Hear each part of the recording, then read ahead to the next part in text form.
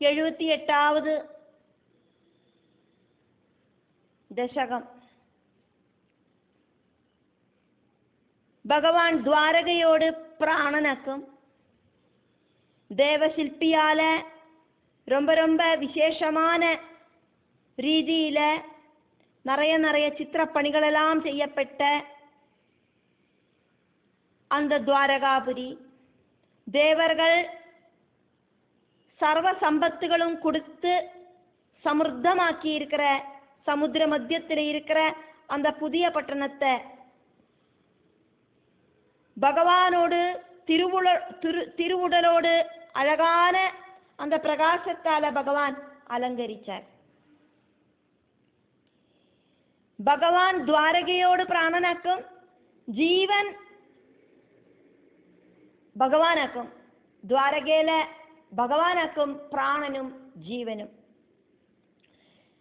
ജീവൻ പ്രാണസ്പന്ദനം നടത്തുறதாலேயாக்கும் நம்மளோட சரீரம் அப்படிங்கிறது நசிக்காம இருக்கு. நம்மளோடெல்லாம் சரீரத்துக்குள்ள ஜீவன் இல்லை அப்படின்னாக்கா, பிராணஸ்பந்தனம் நடக்கலை அப்படின்னாக்கா இந்த சரீரத்துக்கு அசைவு கிடையாது. ദ്വാരകയോട് ജീവ ചൈതന്യമാക്കും ഭഗവാൻ. ത്രിദശ വർദ്ധകി, ബാല്യം கௌமாரம் யௌவனம் இப்படிங்கிற அவஸ்தைகளில 3வது அவஸ்தை யௌவனாவஸ்தை மட்டும் இருக்கிற தேவர்களோடு ശില്പിயான விஸ்வகர்மா வர்த்தித கௌசலம் ரொம்ப திறமையோடு கூடிட்டு ஷார்ப்பான புத்தி உபயோகிச்சு പഠിച്ച പണി 18 ഉപയോഗിച്ച് നിർമ്മിച്ചതാക്കും ദ്വാരകാപുരി. ത്രിദശ ദത്ത, ദേവർകൾ കൊടുത്ത സമസ്ത വിഭൂതിമത്, എല്ലാവിധமான ஐஸ்வர்யங்களோடு கூடியதும், ஜலதி மத்தியகதம், பாலாழியோடு நடுவில் இருக்கிறதுமான நவபுரம், புத்தம் புதிய கொட்டாரமான துவாரகாபுரிய துவம் பகவானே நீங்கள் வபுஹு உங்களோட சரீரத்தோடு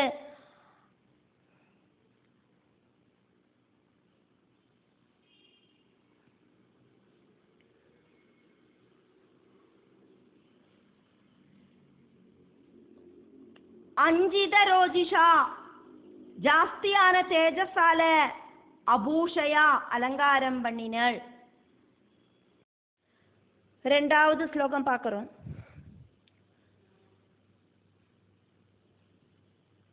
ரேவதன்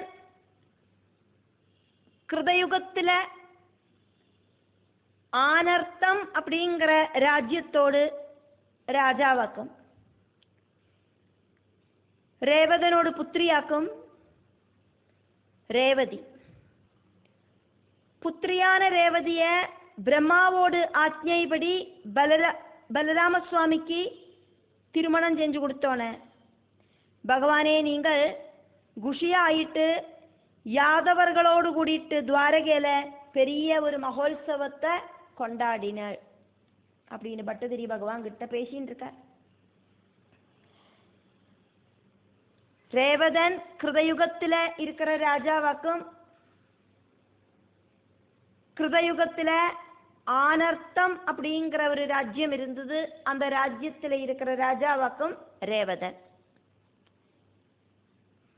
புத்திரியான ரேவதி, அந்த ரேவதிக்கு நல்ல நல்ல குணங்களெல்லாம் இருக்கிற ஒருத்தனை கணவராயிட்டு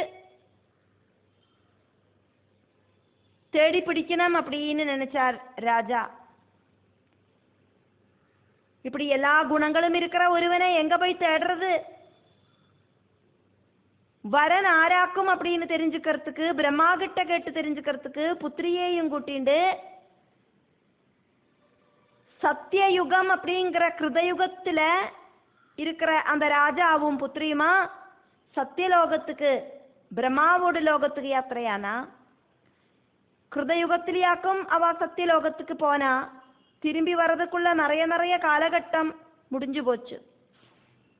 கிருதயுகத்துக்கு போன ரேவதனும் புத்திரியான ரேவதியும் கிருதயுகம் முடிஞ்சு திரேதாயுகம் முடிஞ்சு துவாபர யுகத்திலேயாக்கும் திரும்பி வந்தா. துவாபர யுகத்துல ஸ்ரீகிருஷ்ண பகவானோடு அண்ணாவான பலராமனாக்கும் ரேவதியோடு வரனாயிட்டு பவிப்பர் அப்படிங்கிறதாக்கும் பிரம்மா சொன்னது. அனந்தனோடு அவதாரமான பலராமன் ரேவதிய கல்யாணம் കഴിப்பர் அப்படின்னாக்கும் பிரம்மா சொன்னது. നമ്മളോട് இந்த காலகட்டத்தில் கணவரை விட மனைவிக்கு வயசு கம்மியாகணும் அப்படின்னாக்குமே നമ്മളെല്ലാം சொல்லுறோம்.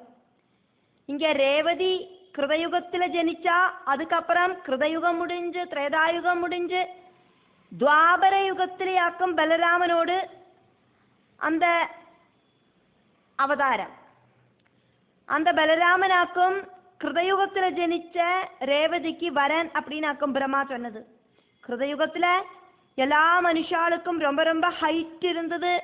இந்த மனுஷாலெல்லாம் ரொம்ப ரொம்ப சத்குணம் இருக்கிறவாளாய் இருந்தா.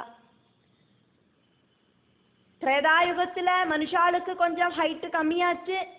அவளுக்கு ரஜோகுணம் எல்லாம் உண்டாகி வந்தது. துவாபர யுகத்தில் மனுஷாளுக்கு நன்னாவே ஹைட்டு கம்மியாச்சு. அவளுக்கு ரஜோகுணமும் தமோ குணமும் சேர்ந்து வந்தது சத்குணத்தோடு கூடிட்டு. கலியுகத்தில் ரொம்ப ரொம்ப ஹைட்டு கம்மி ஆயிடுத்து. மேக்சிமம் ஒரு 6 ஃபீட் அளவுதான் மனுஷாளோட ஹைட்டு. அதை விட கொஞ்சம் ஜாஸ்தி இருக்கிறவாளும் உண்டு, அவ்வளோதான் மேக்சிமம். குணங்கள் பார்த்தானாக்கா சத்குணம் ரொம்ப ரொம்ப கம்மி ஆயிடுத்து.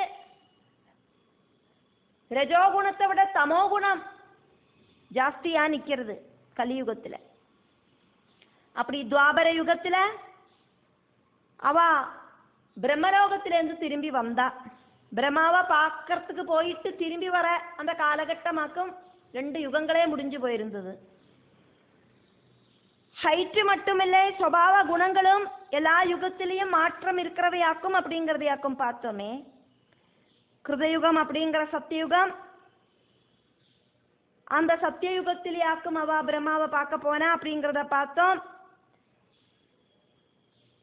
சத்தியயுகத்தை விட திரேதாயுகத்தில் ரஜோகுணம் ஜாஸ்தியாச்சு. துவாபர யுகத்தில் சத்குண ரஜோகுண தமோ குணங்கள் கூடி சேர்ந்தது. கலியுகத்தில் இப்போ பேருக்கு மட்டும்தான் சத்குணம் இருக்கு அப்படிங்கிற அவஸ்தையாச்சு.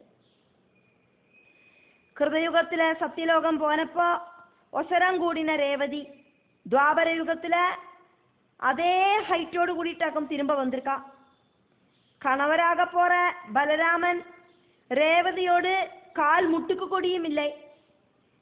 அப்ப ரேவதியோடு அந்த ஹைட்டை கம்மி பண்றதுக்காயிட்டு பலராமன் தன்னோட கையில இருக்கிற கலப்பையால ரேவதியோடு சிரச ஒன்று பிடிச்சு தாழ்த்தினார் கீழே.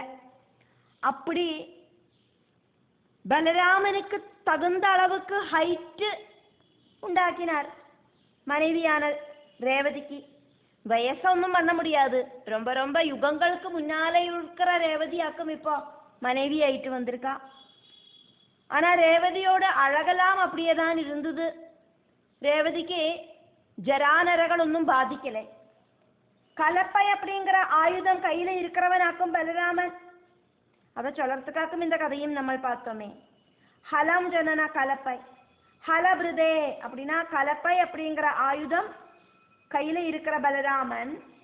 ரேவத பூபிருதி, ரேவதன் அப்படிங்கிற ராஜா தனயாம் ரேவதி புத்திரியான ரேவதிய ததுஷி பலராமனுக்கு திருமணம் பண்ணி கொடுத்தார். விதி பிரம்மா சாசனாது சொன்னபடி ஆக்கும் பலராமனுக்கு திருமணம் பண்ணி கொடுத்தது. அப்போது துவம் பகவானே நீங்கள் என்ன பண்ணினார்?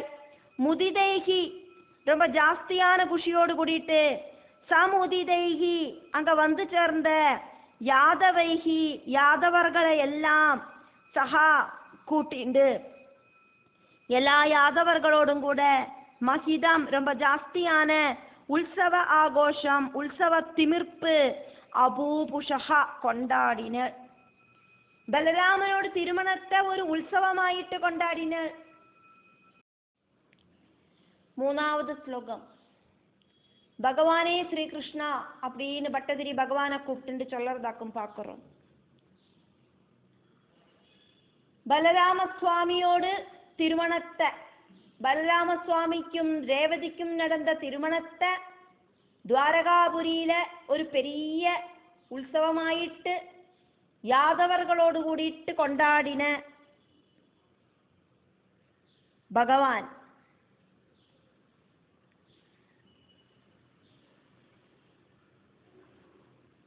அதுக்கப்புறமா விதர்ப ராஜாவோடு புத்திரி ருக்மிணி. அந்த ருக்மிணி பகவானில ரொம்ப ரொம்ப பிரியம் இருந்தவளாக்கும். அவளோடு சகோதரன் ருக்மி, ருக்மிணியோடு சகோதரன் ருக்மி அறிவில்லாத துஷ்டனான சிசுபாலனை ரொம்ப ரொம்ப நண்பனாயிட்டு ஸ்வீகரிச்சுருக்கிற ருக்மிணி அப்படிங்கிற சகோதரிய அந்த துஷ்டனுக்கு திருமணம் பண்ணி கொடுக்கறதுக்கு ஆசைப்பட்டான். விதர்ப ராஜாவாக்கும் பீஷ்மகன், புத்திரியோடு பேராக்கும் ருக்மிணி. 5 புத்திரர்கள் விதர்ப ராஜாவுக்கு உண்டு. ஒரு புத்திரி அதாக்கும் ருக்மிணி. நல்ல குணமகிமை இருக்கிற ருக்மிணி. இந்த புத்திரர்களுக்கொன்னும் அந்த அளவுக்கு குணமகிமைகள் இருக்கலை. நல்ல குணம் இருக்கிறவளும் அழகியமாக்கும் ருக்மிணி. பகவான் ஸ்ரீகிருஷ்ணனோடு பல பல வீரசூர பராக்கிரமங்களை ராஜகொட்டாரத்தில் அப்பாவான பீஷ்மக ராஜாவை பார்க்க வர பலரும் ராஜா கிட்ட சொல்றத இந்த ருக்மிணி கேட்டிருக்கா. என்னொரு அழகாக்கும் இந்த ஸ்ரீகிருஷ்ணனுக்கு அப்படிங்கிறதும் ருக்மிணி தெரிஞ்சுட்டு இருக்கா. ஐஸ்வர்யம், ஸ்ரீ, யசஸ், ஞானம், வீரியம், வைராக்கியம் இப்படின்னு 6 பகங்கள் இருக்கிற ஸ்ரீகிருஷ்ணனை அந்த ராஜ சதசுல வர பண்டிதர்களும் கவிகளும் எல்லாம் புகழ்த்தி சொல்லிட்டு இருந்தா. பால்யகாலம் முதல்க்கு ருக்மிணி பகவானோட குணமகிமைகளை கேட்டு தெரிஞ்சுட்டு கிடக்கிறா. ருக்மிணியோடு விவாக பிராயம் வந்து சேர்ந்தோன்னே ருக்மிணிக்கு தோணித்து இந்த ஸ்ரீகிருஷ்ணனை தான் எனக்கு கல்யாணம் பண்ணிக்கணும் அப்படின்னு. தனக்கு தகுந்த கணவர் ஸ்ரீகிருஷ்ணனாக்கும் அப்படின்னு ருக்மிணி ஸ்வயம் நிச்சயிச்சா. மனசுல கேட்டு தெரிஞ்ச ஸ்ரீகிருஷ்ண ரூபம் மனசுல பிரதிஷ்டிச்சா. ஸ்ரீகிருஷ்ணனோட அழக நிறைய பேர் வர்ணிச்சு காது கொடுத்து கேட்டிருக்கா. கண்ணால பார்க்கலைனா கொடியும் அந்த ரூபம் இதுதா மனசுல பதிஞ்சு போச்சு. ஸ்ரீகிருஷ்ணன் கிட்ட இருக்கிற அனுராகம் நாளுக்கு நாள் வர்த்திச்சு வந்தது. ஸ்ரீகிருஷ்ணனுக்கும் நிறைய பேர் சொல்லி சொல்லி ருக்மிணியோட அழகு தெரிஞ்சு அவளை கல்யாணம் பண்ணிக்கணும்னு ஒரு ஆக்ரகம் ஸ்ரீகிருஷ்ணனுக்கும் உண்டாச்சு. 2 பேரும் பரஸ்பரம் பார்த்துட்டும் இல்லை. பந்துஜனங்களுக்கும் விதர்ப ராஜ்யத்தில பௌரஜனங்களுக்கும் எல்லாம் ஸ்ரீகிருஷ்ணனாக்கும் ருக்மிணிக்கு அநியோஜ்யனானவன் அப்படின்னு தோணித்து அவளெல்லாம் அது ராஜா கிட்ட சொல்லவே செஞ்சா. ஸ்ரீகிருஷ்ணனோடு சத்ருவான சிசுபாலனோடு நண்பனாக்கும் ருக்மிணியோட சகோதரனான ருக்மி. சேதி ராஜா கிட்ட இருக்கிற பிரியம் காரணம் ருக்மிணிய திருமணம் பண்ணி தரேன் அப்படின்னு சிசுபாலன் கிட்ட வாக்குறப்பிச்சான் ருக்மி. குடும்பத்துல யாருகிட்டையும் யோசனை பண்ணாதக்கு ருக்மி சுயமாயிட்டு இந்த ஒரு விஷயத்தை தீர்மானிச்சான். தேவா சொராடான பகவானே, அதா அதுக்கப்புறம் பலராமனோடும் ரேவதியோடும் கல்யாண மகோத்சவத்துக்கு அப்புறம் விதர்ப சுதாம் விதர்ப ராஜாவான பீஷ்மகனோடு புத்திரியும் தொய்கலு பகவானே உங்களில மட்டும் பிரணயினி பிரேமபாவம் இருக்கிறவளுமான ருக்மிணிய சகோதரஹா ருக்மிணியோடு அண்ணாவான ருக்மி சேதி ராஜ்யத்துல இருக்கிற மகீபுஜே ராஜாவான சிசுபாலனுக்கு ஸ்வதமசா ருக்மியோடு தமோ குணத்தால புத்தி கட்டவனாகி தீர்ந்த ருக்மி அசாதும் நல்லவனல்லாத்த தாம் அந்த சிசுபாலனும் உபாசிரயன் நல்லவன் அல்லாத்த அந்த சிசுபாலனுக்கு அடிபணியற அந்த ருக்மி. சிசுபாலன் நல்லவன் கிடையாது, கெட்டவனாக்கும். அவன் கூட நண்பனாயிட்டு சேர்ந்திருக்கிற ருக்மி സ്വയം ആരുകിട്ടയും ആലോചന പണ്ണാതക്ക് സ്വമേധയാ അഭിച്ഛത തീരുമാനിച്ച് ഉറപ്പിച്ചാൻ എന്നോട് தங்கைய உனக்கு நான் கல்யாணம் பண்ணி தரேன் அப்படின்னு. 4வது ஸ்லோகம். ரொம்ப நாள் ஆயிட்டு பகவானில ரொம்ப ரொம்ப பிரியமாயிருக்கிற கன்யகையா இருக்கிற ருக்மிணி அண்ணாவோடு இந்த பிரவൃத்தியால விரும்பின விஷயம் நடக்கலை அப்படிங்கிறதுல சங்கடப்பட்டு ஸ்ரீகிருஷ்ணனையாக்குமே திருமணம் பண்ணிக்கணும் அப்படின்னு விரும்பினது. அது நடக்காம போறத பார்த்துட்டு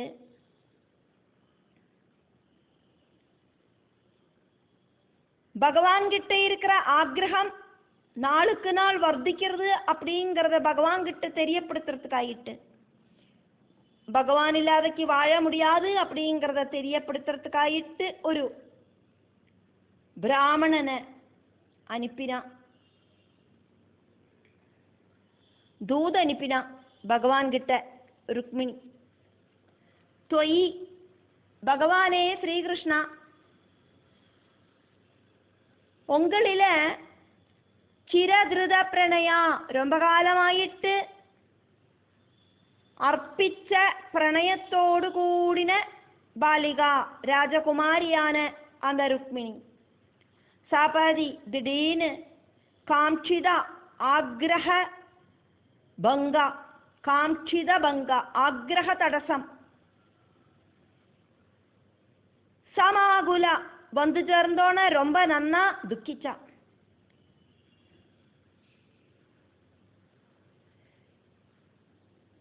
കഥനങ്ക വിനിർമ്മിതം ദുഷ്ടനാന കാമദേവനാല് ഉണ്ടാക്കപ്പെട്ട കാമദേവനോട് പഞ്ചബാണങ്ങളാലെ ആക്കുമേ രുക്മിണിക്ക് ശ്രീകൃഷ്ണൻ കിട്ട അനുരാഗം ഉണ്ടാനത്. அதனால காமதேவனை சரீரமில்லாதவனான துஷ்டனான காமதேவனோடு பானங்கள் அப்படின்னு சொல்லப்படுறது. இந்த காமதேவன் ரொம்ப ரொம்ப டிஸ்டர்ப் பண்றான் ருக்மிணியை, அதனாலேயாக்கும் காமதேவனை துஷ்டன் அப்படின்னு எல்லாம் சொன்னது. கதனங்க விநிர்மிதம் துஷ்டனான காமதேவனால உண்டாக்கப்பட்டு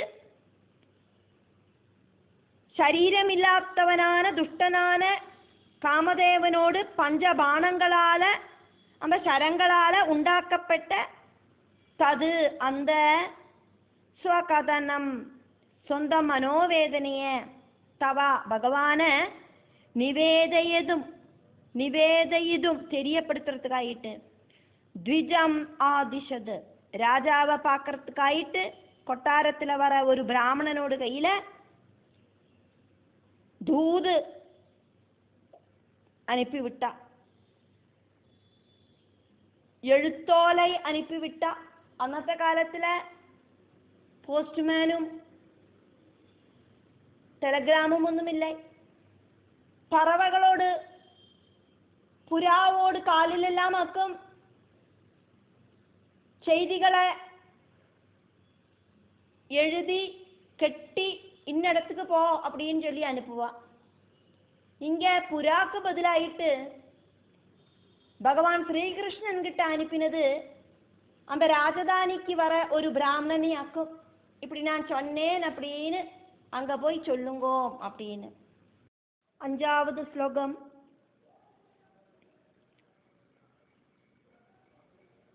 அந்த பிராமண குமாரன்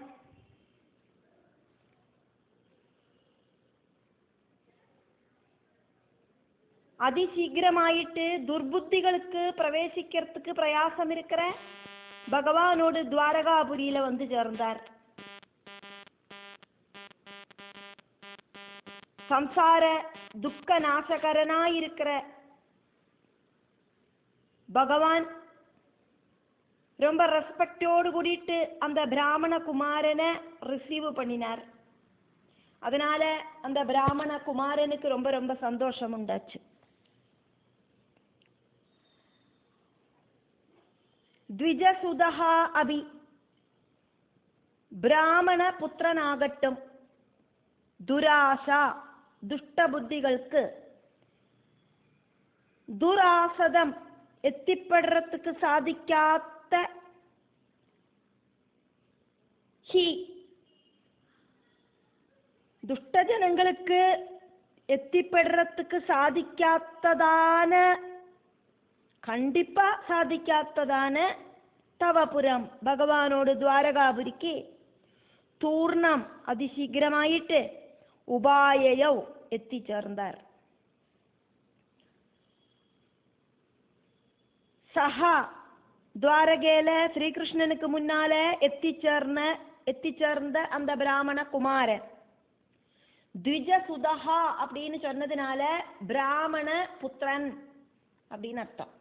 வயசான பிராமணன்னு அர்த்தம் எடுத்துக்கிறதுக்கு சாதிக்காது. பவத ஆபஹ்ருதா பிரபஞ்சத்துல சம்சார துக்கம், இந்த பிரபஞ்சத்துல இருக்கிற புனரபி ஜனனம் புனரபி மரணம் அப்படிங்கிற துக்கம் இல்லாம பண்றதுக்கு, சம்சாரம் அப்படின்னாக்கா பிரகிருதி அப்படின்னு அர்த்தம். பிரகிருதியில இருக்கிற பெரிய துக்கமாக்கும் மரணம்.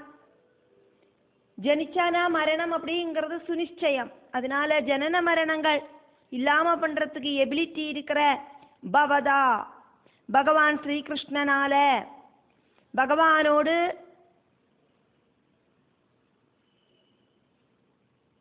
சொந்தம் கைகளால, அதாக்கும் இங்க ஸ்வயம் சாதர பூஜிதா, ஸ்வயம் நன்னாയി உபசாரம் செய்யப்பட்ட அந்த பிராமண குமாரன், எல்லாரும் பூஜிக்கிற ஸ்ரீகிருஷ்ணன், பிராமண பக்தனான ஸ்ரீகிருஷ்ணன் பிராமண குமாரனை பாத பூஜைகள் செஞ்சு ஸ்வீகரிச்சார், ஆதித்ய சல்காரம் பண்ணினார். பிராமணன் ச முதம், பிராமணனும் முதம் அவாப சந்தோஷவானாயிட்டு തീർந்தார். ஏழாவது ஸ்லோகம். ருக்மிணி சொல்லிவிட்ட அதே வார்த்தைகளை இங்கே பிராமணகுமாரன் பகவான் கிட்ட சொல்றார். நான் முன்னமையே குழந்தையாயிருந்து வளர வளர உங்களோட குணகணங்களை காது கொடுத்து கேட்டு கேட்டு அதனாலேயே என்னோட ஹிருதயத்தை திருடினவராக்கும் நீங்கள். இப்போது சேதிராஜாவான சிசுபாலன் என்னை கொண்டு போறதுக்கு ரெடியா நிற்கிறேன். அதனால கருணாமூர்த்தியான பகவானே என்னை காப்பாத்தனமே அப்படின்னு ருக்மிணி சொல்லிவிட்டா அப்படின்னு பிராமணகுமாரன் பகவான் கிட்ட சொன்னார். தவா உங்களோடு குணைகி திருவிளையாடல் கதைகளெல்லாம் கேள்விப்பட்டு, அகம் நான் புரா ஏவா சின்ன குழந்தையிலேருந்து வளர வளர ரொம்ப முன்னாலேயே ஹிருதா அஸ்மி என்னோட ஹிருதயத்தை நீங்கள் திருடினவனாக்கும்.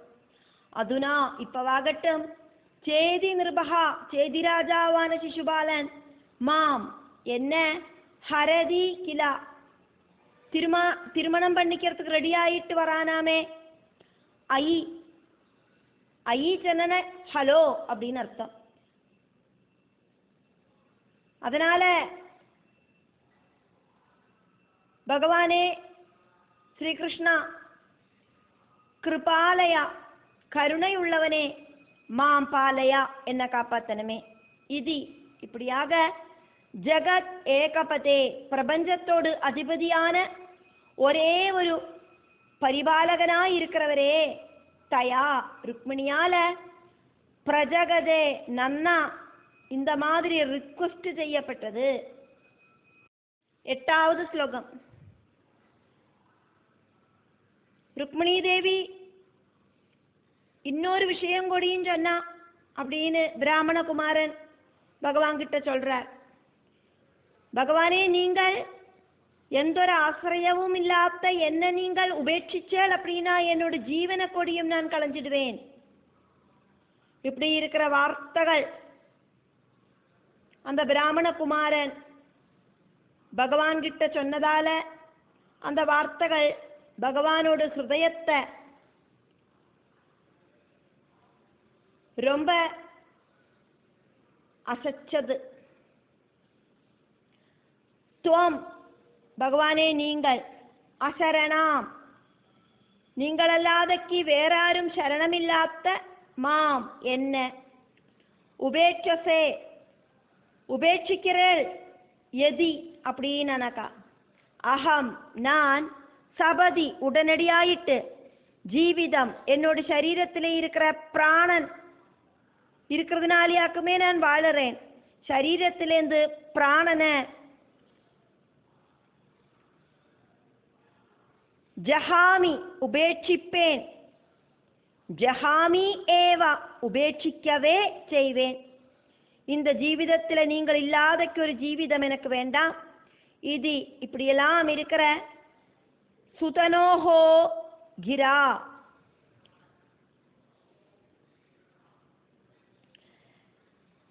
ருக்மிணி அப்படிங்கிற அழகியோடு வாக்குகள் பகவானை தெரியப்படுத்திட்டு அயம் அந்த சுஹ்ருது நல்ல ஹிருதயம் இருக்கிற பிராமணகுமாரன் சத்தியசந்தனான உண்மையை பேசுற பிராமணகுமாரன் தவா பகவானே உங்களோடு ஹிருதயத்தை பிருஷம் நல்ல மாதிரி காதரம் கருணையால அதனோது சாஃப்ட் ஆக்கினார், ஆர்திரமாக்கினார்.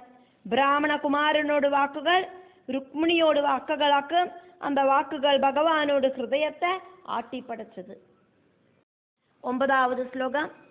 அதுக்கப்புறம் பகவான் பிராமணகுமாரன் கிட்ட சொன்னார், நண்பா, எனக்கு அவகிட்டையும் ரொம்ப ரொம்ப பிரியம் இருக்கு. அவளுக்கு எங்கிட்ட எந்த அளவுக்கு பிரியம் இருக்கோ அதை விட ஜாஸ்தியான பிரியம் எனக்கு அவகிட்ட இருக்கு. அதனால என்னோடு பிரியமான அந்த அழகிய நான் எல்லா ராஜாக்களோட முன்னால அந்த ருக்மிணிய நான் கூட்டிண்டு வருவேன்.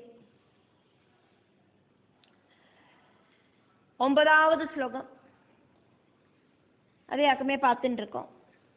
அதா அதுக்கப்புறம் துவம் நீங்கள் ஏனம் பிராமணன் கிட்ட அகதயஹா சொன்ன அயே அப்படின்னா ஐ அப்படின்னாலும் அயே அப்படின்னாலும் ஹலோ அப்படின்னு தான் அர்த்தம். சகே நண்பா மாமா எனக்கு தது அதிகா ருக்மிணிக்கு எங்கிட்ட இருக்கிறத விட ஜாஸ்தியாக மன்மத வேதனா காமபீடனம் அப்படிங்கிறது இருக்கு அப்படிங்கிறத தெரிஞ்சுக்குங்க. தது அதனால ஐ ஹலோ பிராமண சுஹൃத்தே அகம் நான் உபேத்யா உங்ககிட்ட ஒரு விஷயம் சொல்றேன், அதை சொல்லுங்க. உபேத்யா அங்க ருக்மிணியோடு அந்த இடத்துக்கு நிருபசமட்சம் எல்லா ராஜாக்கன்மாரோடு முன்னால எல்லாரும் பார்த்துட்டு நிக்கிறதையே ஆசிதேஷனாம்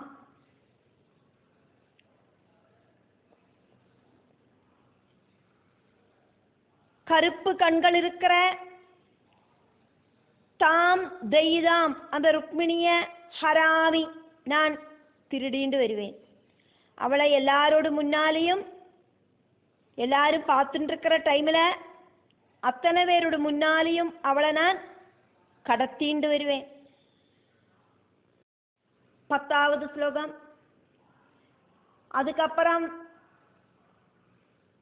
பகவானோட வார்த்தைகளை கேட்டு குஷியான பிராமணகுமாரனோடு கூடிட்டு தேரில் ஏறினார் பகவான். എന്നിട്ട് குண்டினத்தில் எத்தின பகவான். அப்படி இருக்கிற குருவாயூபுரேஷா என்னோட ஆபத்துகளை எல்லாம் இல்லாம பண்ணணுமே அப்படின்னு பட்டதிரி பிரார்த்திக்கிறார். ததா அப்போது பிரமுதித ஏன தேன ச சமம். ரொம்ப ஜாஸ்தியான குஷியோடு கூடி இருக்கிற அந்த பிராமணனோடு கூடிட்டு ரத கதஹா ரதத்தில் ஏறி உக்காந்துட்டு லகு ஈஸியாயிட்டு குண்டினம் எய்வான் குண்டினம் அப்படிங்கிற அந்த ராஜதானிக்கு வந்து சேர்ந்தாரே பகவான். பகவானே நீங்கள் மே என்னோடு அகிலா எல்லாவித ஆபத்துகளையும் தெரிஞ்சும் தெரியாமையும் வர எல்லா ஆபத்துகளையும் அன்எக்ஸ்பெக்டடாயிட்டு வர ஆபத்துகளை கூட குருமருத்புரநாயகா குருவாயுபுர ஈஷா விதனுதாம் என்னோட சரீரத்திலேருந்து துரத்தி ஓடிக்கணுமே கிருஷ்ணா. திடீர்னாக்கும் என்னோட சரீரத்துல நோய்கள் இப்படி படையெடுக்கிறது. ஒரு நோய் வந்தா அதுக்கு பின்னால அடுத்த நோய் எதிர்பாராத விதமா எத்தனை நோய்களாக்கும் என்னோட உடம்புல வந்து குவியறது. அதனால பகவானே என்னோட சரீரத்தில் இருக்கிற தனு அப்படின்னா சரீரத்தில் இருக்கிற எல்லா நோய்களையும் ஆபத்துகளையும் வித்தனுதாம் துரத்தி ஓடிக்கணுமே கிருஷ்ணா.